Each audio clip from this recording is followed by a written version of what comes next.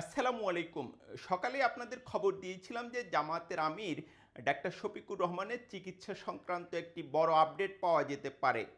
সে খবরটা আসলে পাওয়া গেছে। আজ ঢাকার একটি বেসরকারি হাসপাতালে জামায়াত আমিরের এনজিওগ্রাম সম্পন্ন হয়েছে এবং তার হার্টে ব্লক ধরা পড়েছে।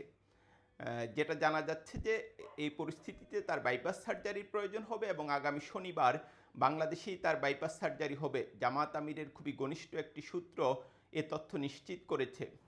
অ্যা ওই সূত্র বলছে যে চিকিৎসকদের কেউ পরামর্শ দিয়েছিলেন যেন জামায়াত আমির সিঙ্গাপুর বা অন্য কোথাও দেশের বাইরে গিয়ে এই বাইপাস সার্জারি করান।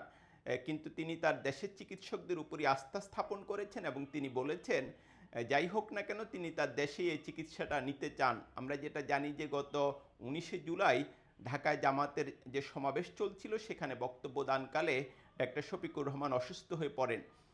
তিনি ২ দফায় পড়ে যান, তবে অল্প কয়েক মিনিটে তিনি তার বক্তব্য শেষ করেন। সেদিনই রাজধানীর একটি বেসরকারি হাসপাতালে তার প্রাথমিক চিকিৎসা হয় এবং কিছু পরীক্ষা-নিরীক্ষা হয়। এরপরে কয়েকদিন বেশ কিছু প্রোগ্রামে তিনি অংশ নেন, কিন্তু আজ ঢাকার একটি বেসরকারি হাসপাতালে যেমনটা বলছিলাম তার এনজিওগ্রাম হয় এবং সেখানেই ব্লক ধরা পড়ে, যে কারণে বাইপাস সার্জারি করতে হচ্ছে তার। জামাত আমির গত কয়েক মাস ধরেই বাংলাদেশের রাজনীতিতে অন্যতম গুরুত্বপূর্ণ একটি চরিত্র হয়ে উঠেছেন। তার এই চিকিৎসার দিকে নিশ্চিতভাবেই তার দলের নেতাকর্মী এবং সারা দেশেরই এক ধরনের দৃষ্টি থাকবে।